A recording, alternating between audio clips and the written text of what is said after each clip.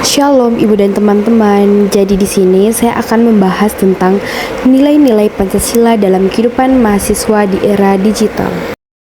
Sebelum menjelaskan materi, perkenalkan nama saya Valeria Putri Aurelia Pantur dengan NIM 2503020040 dari Prodi Administrasi Bisnis. Jadi apa sih yang akan saya bahas dalam materi ini? Yang pertama tentunya ada pendahuluan, dan yang kedua ada penjelasan tentang nilai-nilai Pancasila dari sikap atau contoh perilaku mahasiswa, dan yang ketiga contoh kasus, dan yang keempat pastinya adalah adanya kesimpulan dan ajakan positif untuk penonton. Next, kita akan masuk ke pendahuluan. Nilai-nilai Pancasila yang pertama seperti ketuhanan yang Maha Esa, kedua kemanusiaan yang adil dan beradab, dan yang ketiga persatuan Indonesia, dan yang keempat keadilan yang dipimpin oleh hikmat kebijaksanaan dalam permusyawaratan perwaratan dan perwakilan, serta keadilan sosial bagi seluruh rakyat Indonesia tetap relevan dan krusial sebagai pedoman hidup bagi mahasiswa di era digital. Perkembangan teknologi membawa kemudahan sekaligus tantangan baru yang menuntun mahasiswa untuk menginternalisasikan dan mengimplementasikan nilai-nilai luhur bangsa dalam interaksi online maupun offline. Apa saja sih contoh sikap mahasiswa dari nilai-nilai Pancasila? Yang pertama, ketuhanan yang Maha Esa.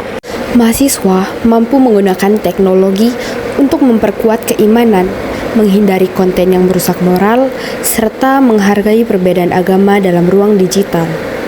Dan yang kedua, adanya kemanusiaan yang adil dan beradab. Tentunya kita sebagai mahasiswa menjaga etika dan sopan santun saat berkomunikasi online, tidak melakukan cyberbullying atau penyebaran konten merendahkan martabat orang lain. Ketiga, persatuan Indonesia. Mahasiswa menjaga keutuhan bangsa dengan tidak menyebarkan hoaks atau isu sara, yaitu suku, agama, ras, dan antar golongan yang memecah belah, serta mempromosikan persatuan melalui konten positif. Dan yang keempat, kerakyatan yang dipimpin oleh hikmat kebijaksanaan dalam permusyawaratan perwakilan, yaitu mahasiswa berpartisipasi aktif dalam diskusi publik online secara kritis dan konstruktif, menggunakan akal sehat dan data akurat saat menyampaikan pendapat, dan menghargai hasil musyawarah virtual. Dan yang terakhir, keadilan sosial bagi seluruh rakyat Indonesia, yaitu mahasiswa harus mampu memanfaatkan teknologi untuk mendorong pemerataan informasi dan edukasi, serta menghindari plagiarisme atau pembajakan karya digital dan menghargai hak kekayaan intelektual. Berikutnya kita masuk pada contoh kasus.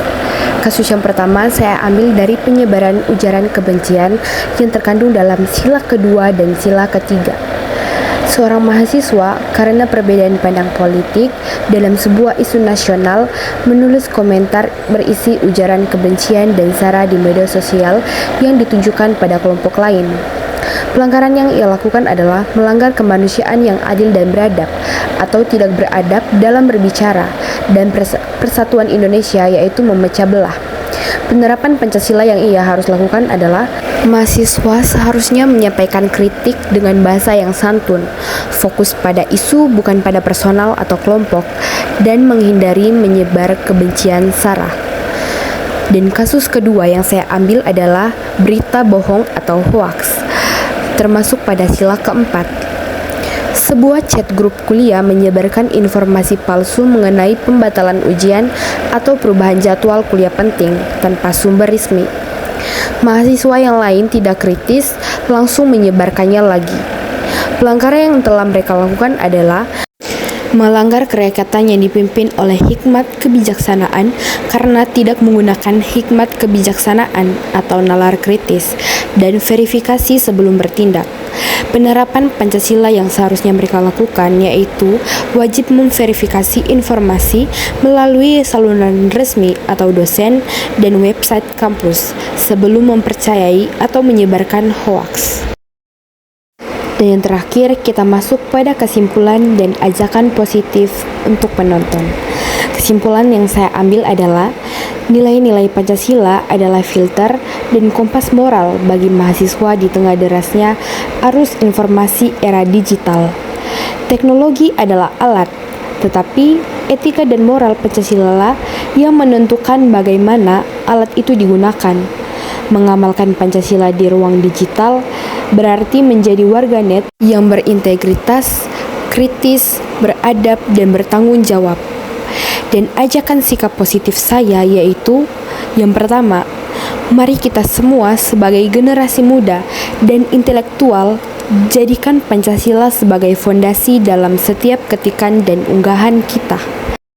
Dan yang kedua, jadilah pelopor dalam menyebarkan konten positif, inspiratif, dan mempersatukan. Ajakan sikap positif yang terakhir adalah terapkan nilai sila kedua, yaitu kemanusiaan yang adil dan beradab di dunia maya. Kenapa? Karena kita sebagai masyarakat, tepatnya mahasiswa, harus lebih dahulu berpikir sebelum mengetik, berempati sebelum berkomentar, dan jauhi cyberbullying.